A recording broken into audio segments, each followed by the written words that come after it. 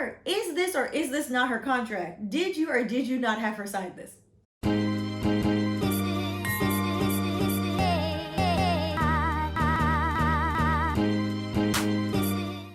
Welcome back to Wine and Chill, your home for all things entertainment law shenanigans. I'm Stephanie, your friendly neighborhood lawyer.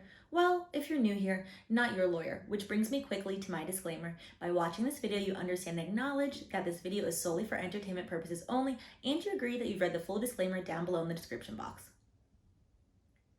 So, as you've seen on the thumbnail today, we are going to go over another entertainment contract.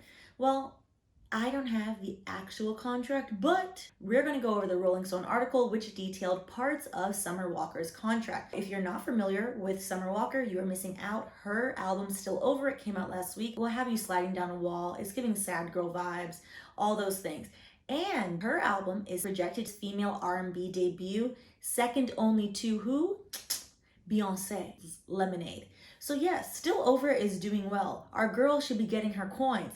However, as evidenced by her contract, that's not what's happening. Let's start first and foremost with one of the quotes from the Rolling Stone article that I think really sums the entire music industry up very well, which is, "Bad deals thrive in darkness." So for this article, there were multiple lawyers, multiple managers, multiple executives interviewed. However, the majority of them wanted to be anonymous for fear of retribution. That fear of retribution is what keeps these artists in these awful deals, to be honest. For context, I used to work in entertainment, used to be an entertainment lawyer. I now work in tech. Tech is calmer, but tech is still, you know what, one of these days we're gonna get into that. It's still full of mess. With that, specifically, after this article came out, the owner of LVRN, the record label / management company, which Summer Walker is signed to, decided to tweet this out. Tunde is the owner of LVRN. He directly added Eli, Eli, why are you using your job, Rolling Stone, to conspire with crooks against LVRN? I'm tired of people using journalism as a cover-up for wrongdoing. We are gonna fight this one. I always find it interesting where people are in the wrong and yet they want to cry like they're the victim. Sir, is this or is this not her contract? Did you or did you not have her sign this? This is a rhetorical question. Don't pop up on me. So let's start with the peculiar numbers that Rolling Stone is alleging are in her contract. So for context, Rolling Stone claims that they received not just Summer Walker's signed contract, but also prior drafts of the contract, so they can kind of see how the contract negotiations progressed or regressed in this case. Specifically, Summer Walker in earlier drafts, according to Rolling Stone, was to receive a $110,000 advance. You know, it's moderate, that's all right. It's not really giving second only to Beyonce's Lemonade. She should have got more, but fine. However, her signed contract, she only received $85,000. That is a $25,000 difference. Where did the money go? Similarly, her royalty rate went from 16% in the drafts to 15% on final signature, according to Rolling Stone. The only way that this would make sense is if Summer received something in return for giving up less percentage and essentially less money in both instances.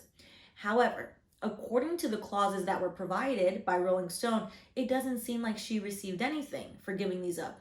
Had she received, okay, I'm giving up this money now, but in 3 years I can own my master's, or I'm giving up this money now, but I get a termination right for this agreement. None of that seems to have been included.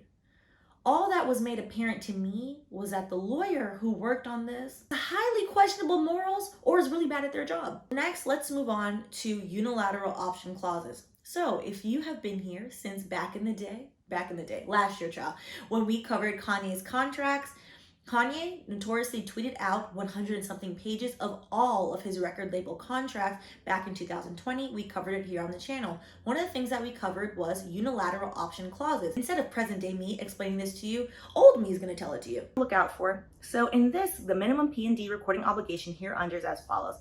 Initial period, 7th album. First option period, 8th album. Second period, 9th album. Third option period, 10th album. So this is beginning back with option 7 is Life of Pablo, Ye, album 8, Jesus is King was album 9, and then album 10, which is 2020, has yet to be released. Mind you, this contract is from 2014. So this has carried the length of time. Why it's important. So if you read the language right above in section 1C, grantor hereby grants a UMG one additional separate option to extend the P&D term for one additional contract period, i.e. 10th album of the minimum recording obligation. For avoidance of doubt, the following initial period, UMG have a total of 3 additional separate options for 3 albums, etc., etc. If I'm an artist, right, and I'm like, oh, this is great, they have the option to extend my contract, that's wonderful, and we're going to continue to work together, they're going to fund me, like I'm going to make my art. That's how they sell you on this, and it sounds really wonderful. The back end of that, if you keep reading, these are unilateral options to extend. If you, the artist, decide, oh my God, that record label is awful, they don't care about me, they took all my money because we're gonna get to expenses later, I don't wanna work with them anymore, the record label can be like, yes, my work pony is making me all that cash, extend, extend, extend, extend. They are not mutual extensions.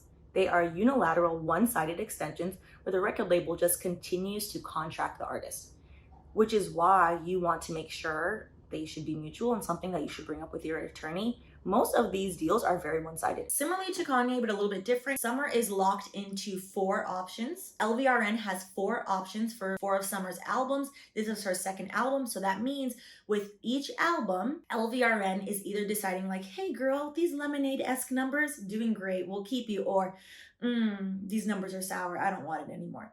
They are unilateral. Summer has no say. If she decides, actually, Tunde, I'm really tired of your shit, I don't want to deal with you anymore, too bad, so sad, hate to break it to you, she's still locked into this contract.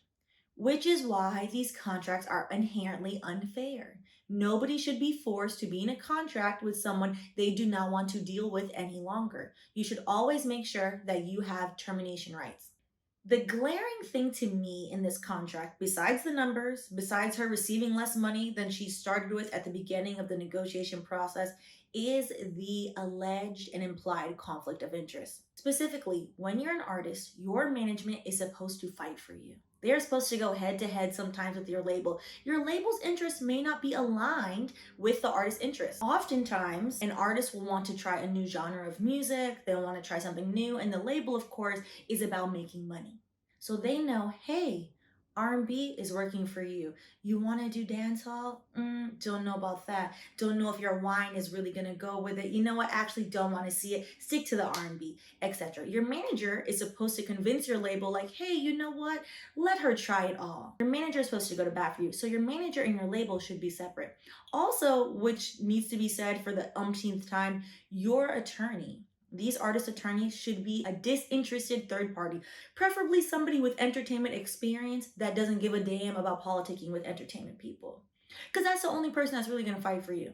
Now, again, I don't take private clients because the way my blood pressure is set up, that life is stressful. However, there are attorneys out there that do good jobs and are reputable and do not care whether or not Jay-Z or whatever executive waves at them.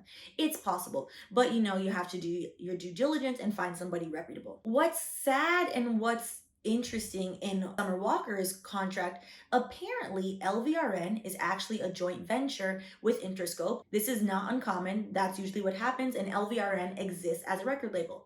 LVRN also has a management arm. Again, this is not uncommon. However, it should be separated. Specifically, according to Rolling Stone, there is a clause in Summer Walker's contract which states that if she was managed by a third party that was not associated with LVRN, she would give 5% of her live earnings to Interscope, the joint venture, as well as 15% of her non-musical income. 15% is extremely high. However, according to Rolling Stone, in that same clause, if she had an LVRN manager, the numbers were cut in half. She'd only have to give 7.5% for merch and 2.5% for live earnings. That's kind of crazy.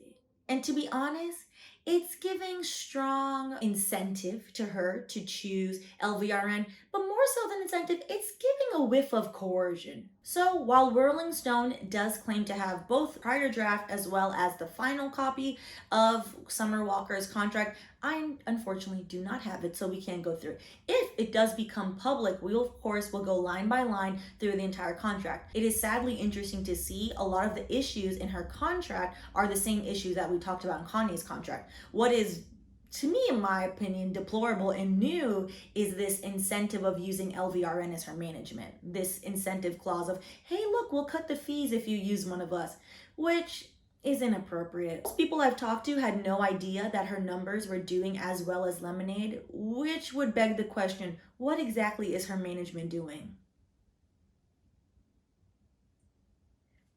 On that note, if you haven't already, please go ahead and like and subscribe, and let me know in the comments if you'd like to see a K-pop contract. They're in Korean. Yes, I will have to have Google translate them. And K-pop has some very interesting contracts. Particularly, they call them, and quote, slave contracts. The naming, they need a rebrand, but yeah. So let me know if you'd like to discuss those. I'll catch y'all in the next video.